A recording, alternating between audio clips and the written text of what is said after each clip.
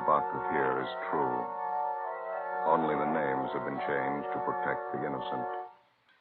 You're a detective sergeant. You're assigned to robbery detail. Scores of lone women have been beaten and robbed. The victims have been unable to identify the criminals. Your job, get them. Dragnet, the documented drama of an actual crime. For the next 30 minutes, in cooperation with the Los Angeles Police Department, you will travel step by step on the side of the law through an actual case transcribed from official police files. From beginning to end, from crime to punishment, Dragnet is the story of your police force in action. It was Monday, July 1st. It was mild in Los Angeles. We were working the night watch out of robbery detail. My partner's Ben Romero. The boss is Ed Walker, captain of robbery. My name's Friday. It was 9:27 p.m. when I left the phone booth at the Sunset Drive-In and got to our car. 80K. Anything, Neil? Oh, Captain Walker's wife had her baby. Boy, 8 pounds. Oh, that's swell. She all right? Yeah, so does the captain. Look at the uniform on the waitress counter. Yeah, they sure dress them up, don't they? Good evening. Hi, Daisy. Oh, hello. Didn't recognize you. What'll you have? The usual? No, I think I'll have something else besides a hamburger this time. Here's the menu. Take your choice. Oh, thank you. Well, I'm kind of hungry. Maybe I'll take them later. Fried shrimp's good. Where's that? Right there. Oh, yeah. 95 cents. What's all this stuff I've been reading in the paper? What's that? Couple of guys going around snatching purses and beating up women. Paper says it's happened 7 times in the last 2 weeks. Roast beef, 90 cents. Roast beef's good, too. Don't you know who's been doing it? No, not yet. What do you get with these liver and onion steaks? Same as with everything else. Soup, potatoes, and coffee. 85 cents. Why don't you just take the purse? Why do they have to beat up the women? We don't know. Well, those headlines staring me in the face every time I open a paper. I'm getting afraid to walk home at night. Do you get coffee and dessert with the Salisbury steak? Yeah. 65 cents. Sending you tea. Roger on your call. Hey, do you guys know what I've been talking about? Yeah, Daisy, we know. I'll take the Salisbury steak. Yeah, so will I. Hamburger special, round 2. Well done on mine, please. Burned. Okay. See you a couple of minutes. Thanks. All units in the vicinity of 1016 North McCaffrey. That's us. Get it up. 484 P.S. and slugging. Code 3. All units in the vicinity of 1016 North McCadden. 484 P.S. and slugging. Code 3. 61F, take the call. Okay. Better let her know we're going. Okay. I'll be right there. No, we're leaving. We'll be back. Okay. You know, I've been wondering. What's that? Hamburger and Salisbury steak, what's the difference? Price.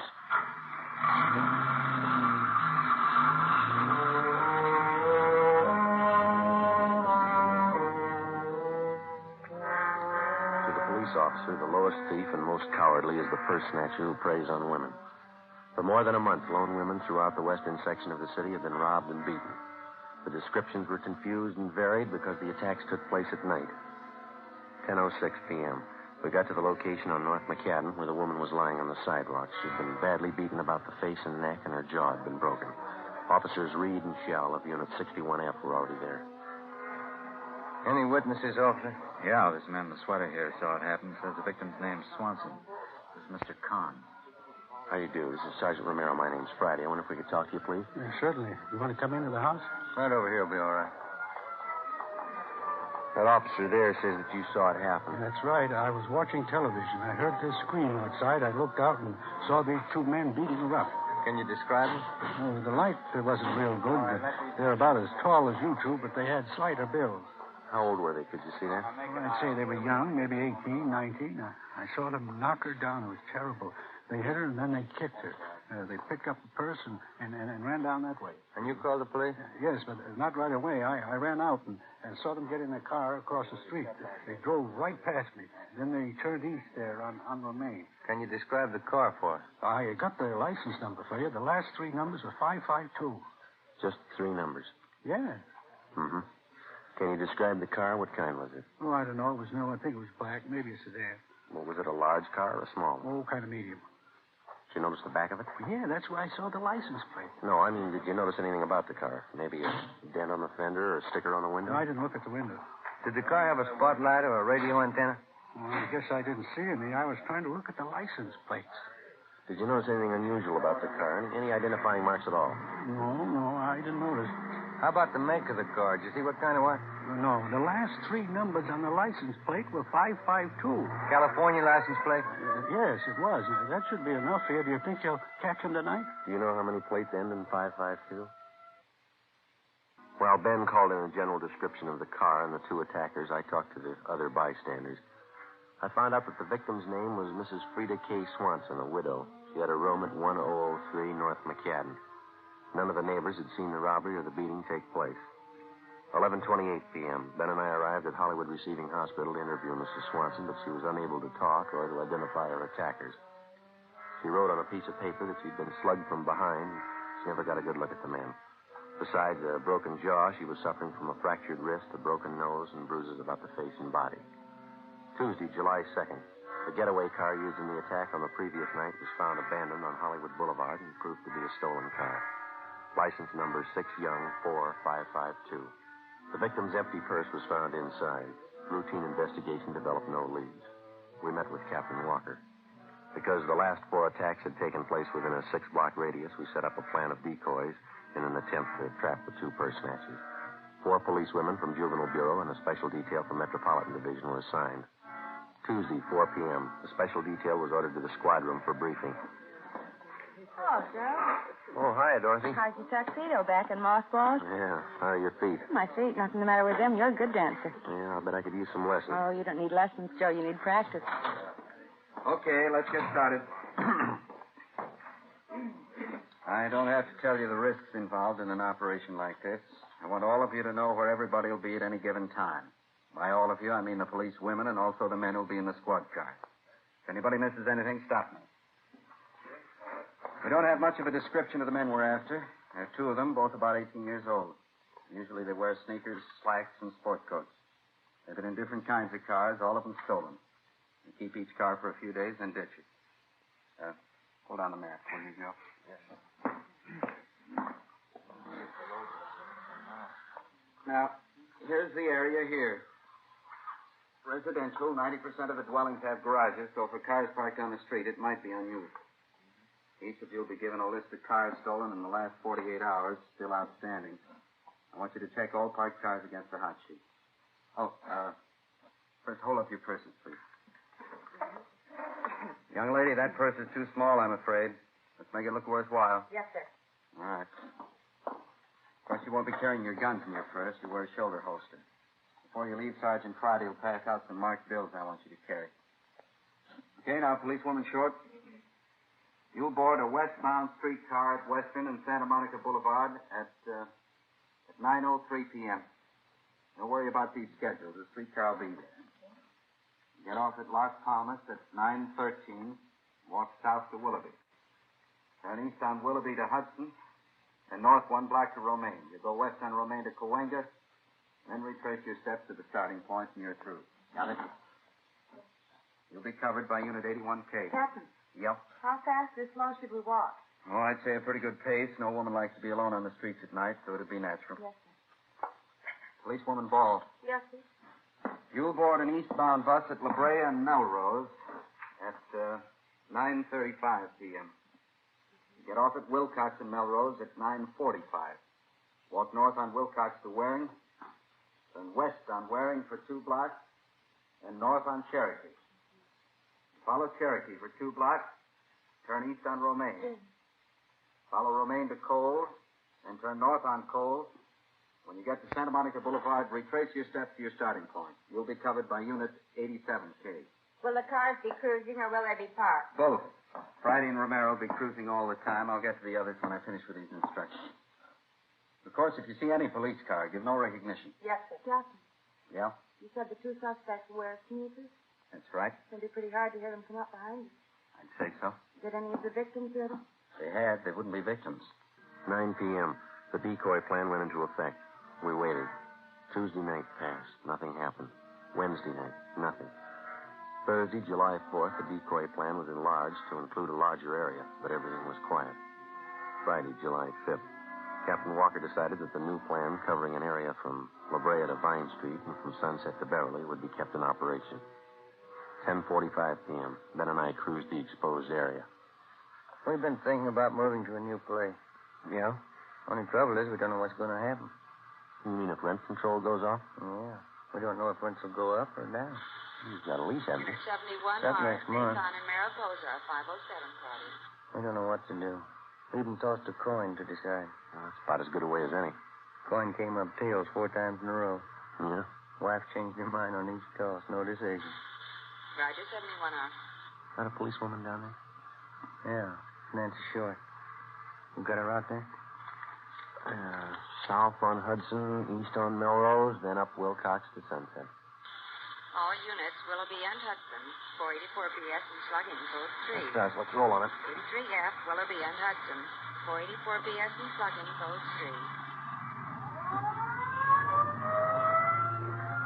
We drove to Willoughby and Hudson, just south of the corner, and saw a woman sitting on the grass with a few people around.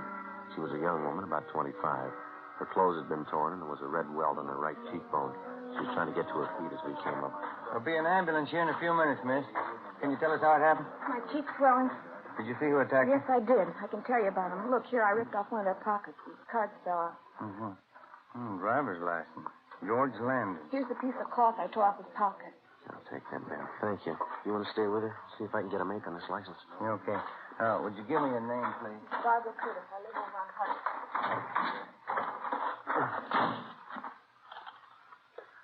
80K to control 1. 80K to control 1.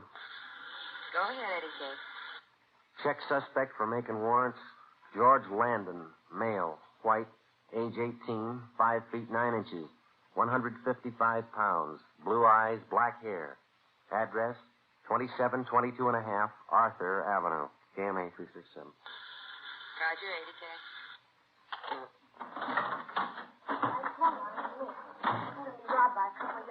Did you see the car? Yes, I saw it. White sidewall tires. It was a club coupe. I tried to see the license plate. I couldn't make it out. What color was it, I don't know. Dark green, I think. I'm so mad I could boil. Can you describe the man? Well, you got the driver's license. It's all there. Well, that's just for one of them, miss. You said there were 2 men. I don't know. I grabbed one of their coats and the other one hit me. The thing I'm so mad about is I tried to scream and nothing had come out. I understand. Hi. Hi. Give the 63F. We got the call. That's fine. This is the victim, Miss Curtis. If you'll handle the report and see that she gets home, we got a lead to check out here. Okay. Thank you. Roll 1, Eddie K. What's your call back, Joe? All right, we better get it. Come on. Right with you.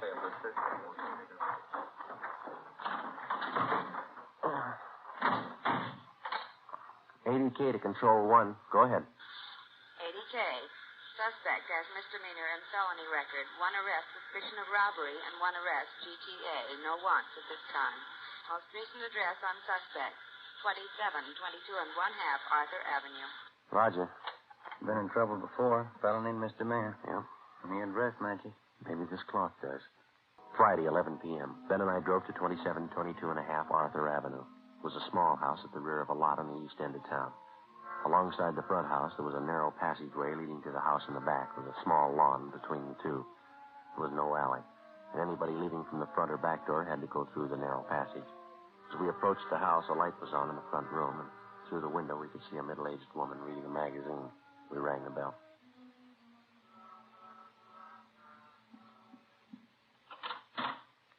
Yes? Police officers. Does George Landon live here?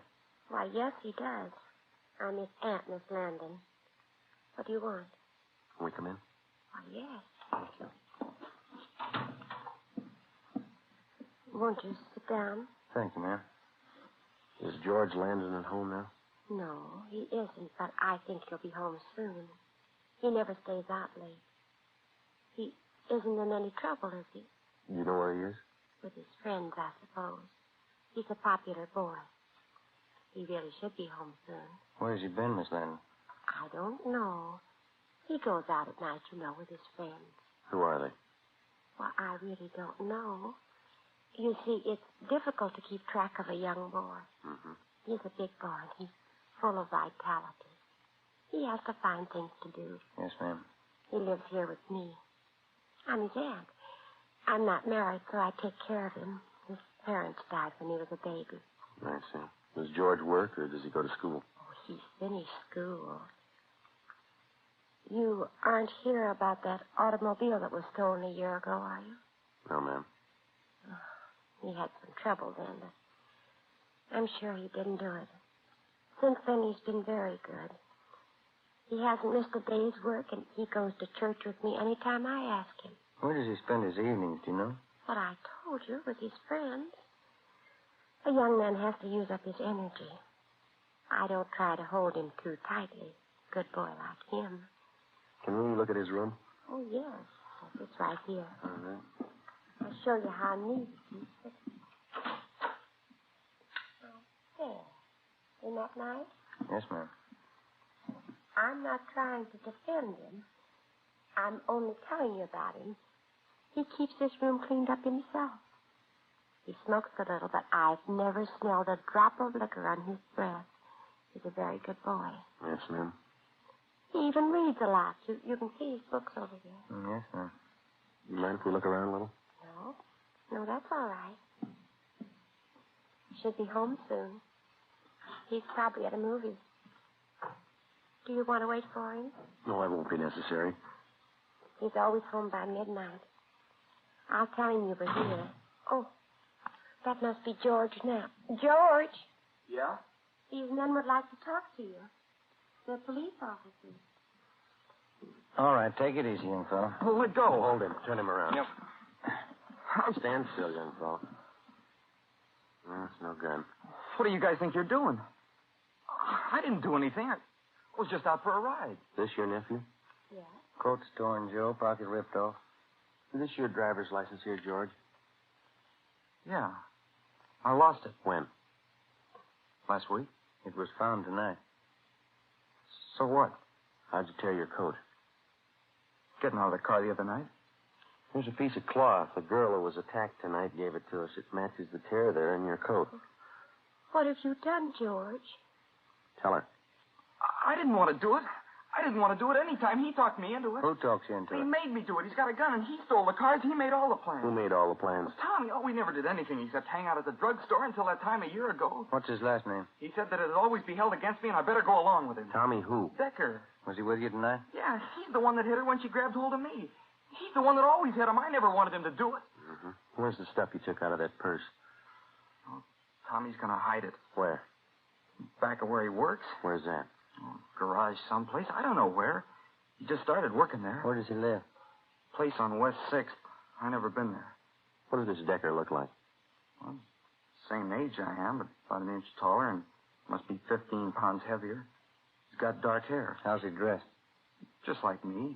Sneakers and brown slacks and a tan sport coat. Better call the office, Ben. Yeah. Can I use your telephone, ma'am? Oh, it's in the hall behind the door. Thank you. You said Decker's got a gun? Yeah. Officer, will you tell me the truth? I'll try, ma'am. Are George and this Tommy Decker the two men the papers have been writing about? I'm afraid so. The ones who've been robbing the women Yes, ma'am. and beating them up? Yeah. I didn't mean it. I didn't know what I was doing. I raised you, George. I didn't either.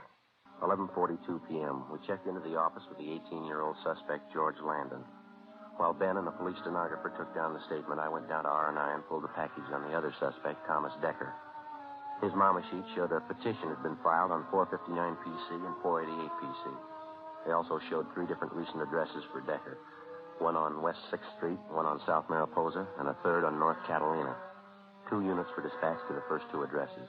Ben and I went to the address on North Catalina, a rooming house.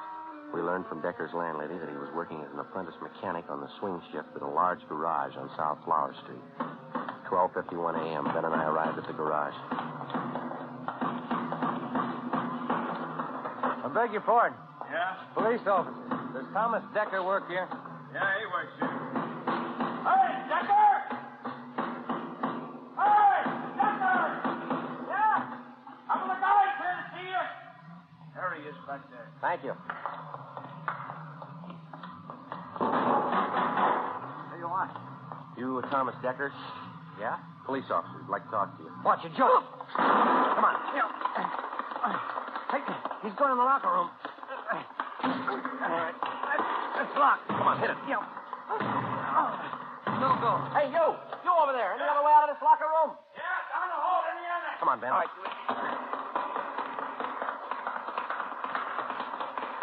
Here we are. Yeah. Watch it! Came from behind that car, back by the door. All right, cover me. All right, Ben, give it back to him. Throw your gun out. Throw it out. All right, now come on out. Hands behind your head. I'll get the gun. All right, so you turn around. Lousy. Watch it, Joe. Watch it. Hey, get in the way. Head him off downstairs.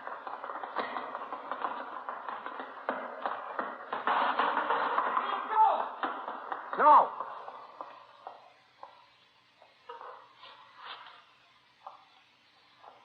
There he goes. Head him off. Let me go. Let me go. All right. All right, get the cuffs on him, Ben. Yeah. 18 years old. What's it prove? I don't know. Sometimes you kind of wonder if it's true. What's that? There's no such thing as a bad boy. The story you have just heard was true. Only the names have been changed to protect the innocent. On November 1st, trial was held in Superior Court, Department 82, City and County of Los Angeles, State of California. Thomas Decker and George Landon were tried and convicted on 5 counts of grand theft person, 5 counts of grand theft auto, and 5 counts of assault with intent to do great bodily harm. They were sentenced to the state penitentiary for a term as prescribed by law and are now serving their sentence. You have just heard Dragnet, a series of authentic cases from official files. Technical advice for Dragnet comes from the Office of Chief of Police W.A. Wharton, Los Angeles Police Department. Next, the great new show, Sarah's Private Caper, on NBC.